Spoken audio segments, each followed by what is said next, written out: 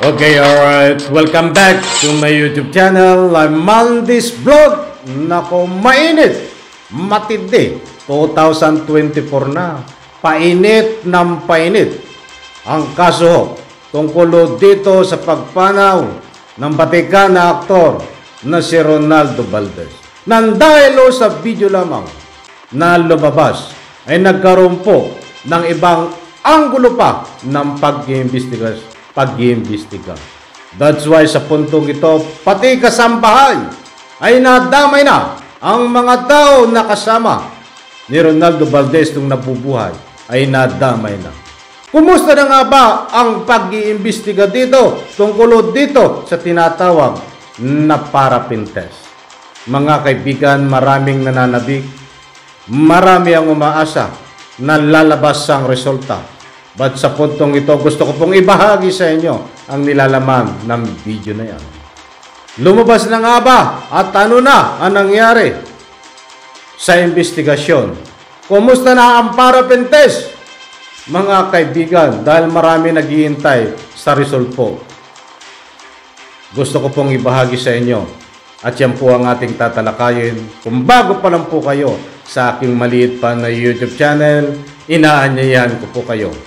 Please subscribe, sabay-sabay po nating i-like ang video na ito kung nagustuhan niyo po. Ako'y muling nagpapaalala mga kaibigan, kung pwede lang, patapusin po nating panoorin ang kabuuan ng vlog na ito. At nang sa ganon, lubos po nating maunawaan. Heto na, samahan niyo po ako tuklasin. Kumusta na itong dinamay sa kaso na ika nga po ay mga kasama ni Ronaldo Valdez nung siya ay nabubuhay pa? Lumabas na nga ba ang result? Panoorin po natin ang video na ito, mga kaibigan.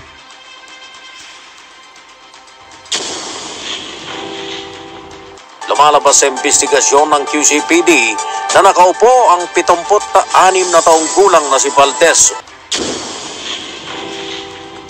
o James Gibbs sa tunay na buhay na matagpuan habang nasa kamay nito ang isang baril.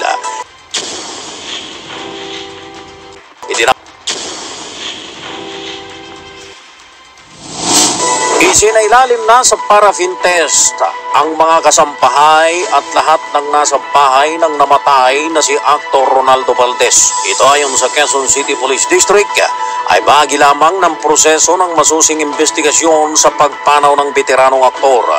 Linggo ng hapon nang makitang tuguan sa loob ng kwarto ng kanyang bahay sa Quezon City si Valdez na may tama ng bala ng baril sa sentido.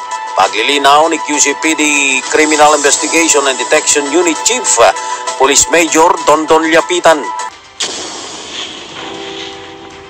Parte lamang ito ng investigasyon at hindi nangangahulugan na suspect na ang mga ipinatawag, kabilang na ang mga kasambahay. Malabas sa investigasyon ng QCPD na nakaupo ang 76 na taong gulang na si Valdez o James Gibbs sa tunay na buhay na matagpuan habang nasa kamay nito ang isang baril. Itinakbo pa ito sa ospital pero diniklara ng dead on arrival. Sa ngayon ay umapila ang QCPD sa publiko na huwag gumawa ng mga espekulasyon at igalang ang privacy ng pamilya ng aktor. Una na ring nakiusap sa publiko si Jano Gibbs, anak ni Ronaldo, at hiniling na igalang ang kanilang privacy. Okay, alright. Shout out at maraming salamat DCRH. Sipain tulad po ang paggamit ng inyong video clips. Supportan din po natin yan, DCRH, kung sino po ay may gusto. Okay, 2024 na. Matindi ito, mga kaibigan. Dahil maraming binitawan ho ng mga salaysay ng mga nag-iimbestiga taong 2023 ho. At uulitin ko kasi on the record naman yan eh. Ay tayo ay pinangakuan ng PNP kung sino man nag-iimbestiga dito na maglalabas ho sila ng kaukulang result ng kanilang pag-iimbestiga tungkol dito sa pagpanaw ni batikang aktor na si Ronaldo Valdez, mga kaibigan.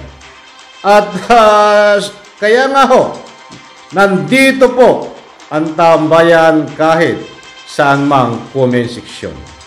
Ay ang kanila po sinisigaw ay kumusta na daw ho ang pangako nila dito ho sa dinamay nila sa investigasyon ng mga kasambahay, mga kaibigan. At sino pa ba yung nadamay doon sa pag-imbestiga na kinunan ho ng parapintes? Inulit ko po, disclaimer, hindi porke ho kinunan ka at isinailalim sa parapintes ay suspect ka na o may kinalaman. Yan ho ay standard operating procedure na kailangan gawin, kailangan legal na gawin nang ika nga po'y nag-iimbestiga. Kaya po ginagawa yan. Subalit, hindi dapat gagawin iyan. Nagkaroon lang po ng anggulong ganyan dahil ho diyan sa lumabas na video.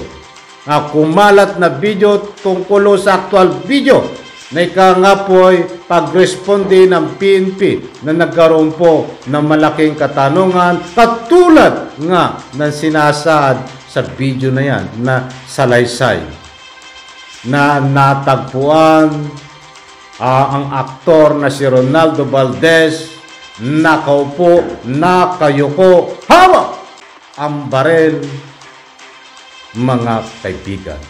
Ayaw ko nang ulitin kung bakit nagkaroon ng question ganon. Sapagkat ang ayon ho sa masusing pag-aaral, kapag ikaw ay pinutok mo ng sarili ang barel sa iyong ulo, malakas o impact ng barel, dapat wala sa palad mo ang barel. Tatapon yan sa lakas ng impact ko. Tama nga naman.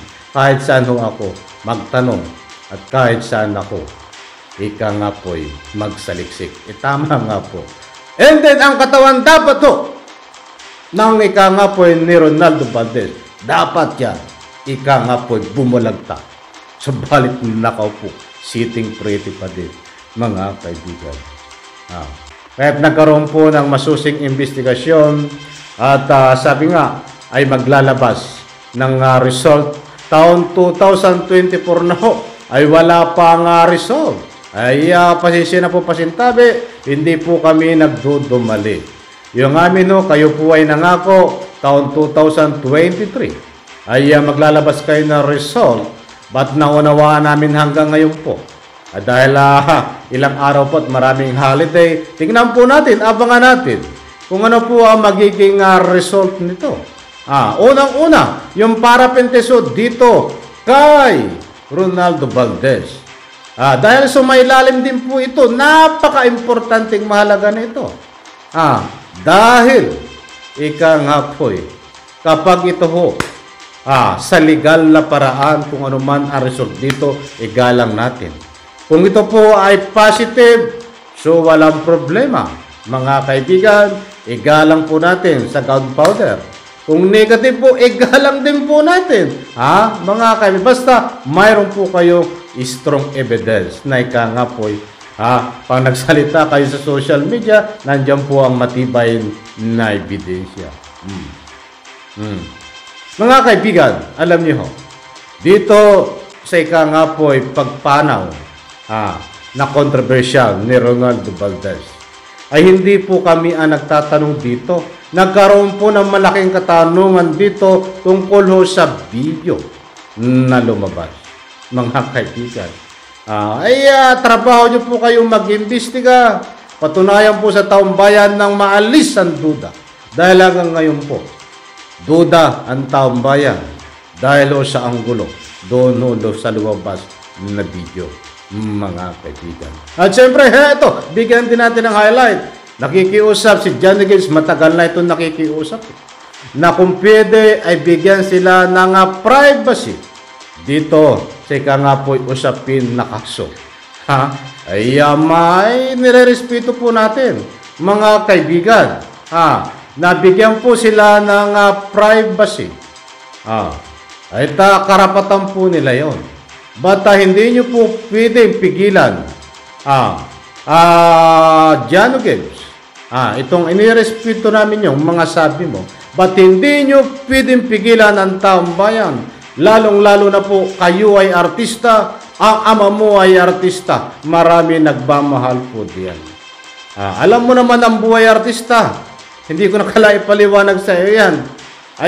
Kayo ay sinusubaybayan ng taong bayan, lalong-lalo na ang nag-idolo dito. Kaya't hindi po maiiwasan na pag-usapan ito. Ba't kung ano man po ang inyong salubin at kahilingan, buong irerespeto po namin yan. Hindi porke po, kahit po kami ay katulad pong maliit na vlogger, kahit po kami ay nag-iingay dito tungkol diyan sa pagpanaw ng iyong tatay, kami po ay nandoon po yung respeto. Hindi po pwedeng itikom natin ang bibig natin.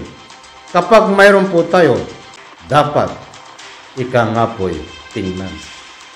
Hindi po pwede porke kayo artista ay kailangang irespeto, manahimik na lamang kung ano man ang nakita. Inuulit ko po, sa kabila ho ng aming pag-iingay, nandun po yung respeto namin sa inyo. But sana irespeto nyo rin po kung ano man. Ang masasabi namin, public opinion, counting commentary na naaayon po sa rule ng video na kumalat. At siyempre, taong bayan, mga public opinion sa comment section, sa bawat upload ko, ang sinisigaw po nila. Nasa ng resort, imbestigahan ng mabuti, malalim ng pag-iimbestiga dito. Dahil sa anggulo ho, na kumalat na video ho, na ngayon po, ay marami na ang nadaman. Pero mga kaibigan, sa puntong ito, sana ho nakuha nyo ang gusto kong ipunto dito. Maraming salamat. Pagpalain po tayo lahat. Diyan ho sa comment section. Pwede po kayong mag-iwan ng public opinion. Maliwanag po sa ating tinalakay dito, pinaka-highlight, ay ang resulta ay hindi pa lumalabas. Hintayin po natin. Damay ang marami dito. Kapulisan, dahil yung iba nasibak na, itong kasambahay, inimbestigahan na din po. At siyempre, itong pakiusap ni Jano Gibbs, sabi nga, ay privacy. Lahat po yan ay ating nire-respeto. Maraming salamat. Pagpalain po tayo lahat. Sabay-sabay po nating i-like ang video na ito. Bye-bye. Bagalak.